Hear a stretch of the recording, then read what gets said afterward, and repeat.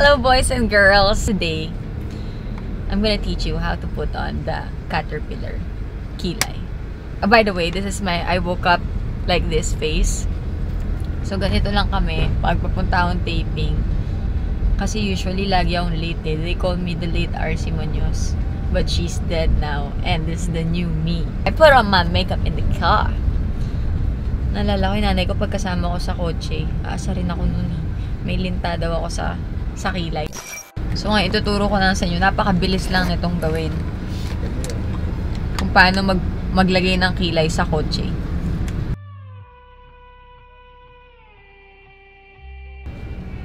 Kapag nagmamadali ako, everyday na ginagawa ko, kailangan ko lang talaga.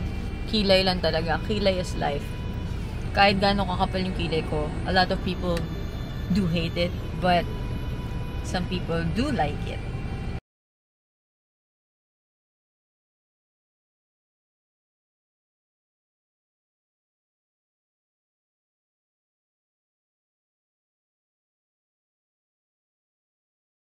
Wala pang ano yun. Wala pang isang stoplight yun.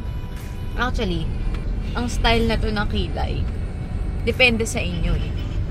Kung gusto nyo yung shape ng kilay ninyo, medyo straight or, tingnan nyo, may technique oh. Parang pag ganyan. Pwede na siyang mukhang mataas. Yung mga kilay nila, Gigi Hadid o gano'n. Pero ito Korean tong side na to. Magkaiba, hindi pantay.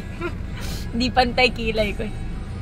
Ganun naman daw talaga, di ba? Kahit nga butas ng ilong, hindi pantay. Kahit mata, kahit boobs, hindi pantay.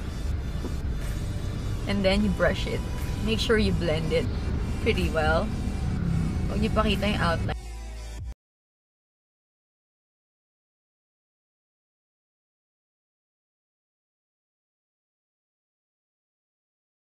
Ayan, pabakikang na eh. Tawag ng nanay ko eh. Kung ang dami niya talagang tawag eh. May pangalan na nga yung kilay ko eh. Hi, kilay! Ito ang aking sikreto. Sa aking makapal, ngunit mukhang natural na kilay. Any brown eyeliner na gel or liquid eyeliner. Brown ha. Ito na ang challenge. Umaandar tayo.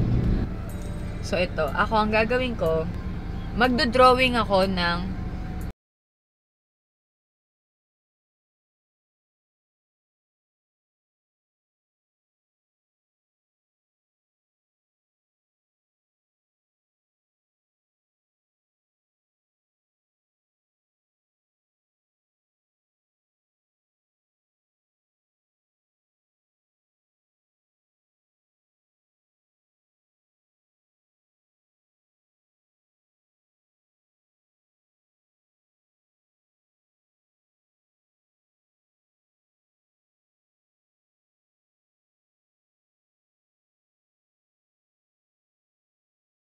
okay. And we're done with makilay! Ganun lang. 5 minutes ko lang ginawa to. Minsan mas mabilis pa, pero pinakita ko sa inyo yung whole procedure. Pero pag talaga nagmamadali ako, hanggang dun lang ako sa level 2. Dun lang ako sa pag-fill up ng gaps ng kilay ko. Here is the final product of my heated kilay. As of my mother, she calls me bakekang with this kilay. See you sa next one. Pag gusto nyo malaman ang mga ginamit ko sa kilay ko, watch my next vlog.